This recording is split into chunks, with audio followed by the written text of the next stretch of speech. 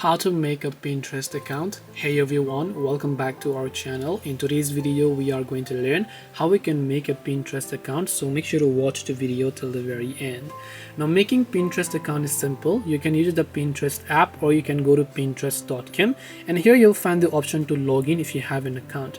But if you don't have an account, you can simply look here. You'll find an option where it says sign up, so instead tap the sign up button here, and then just make sure to enter the email address that you would like to use for your Pinterest account.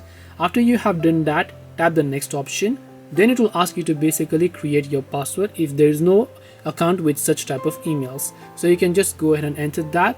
Then just go ahead and create a password, tap on next, and then finish the other options to finish creating your Pinterest account. Or you can choose to directly link with your Google account if that is what you're looking for.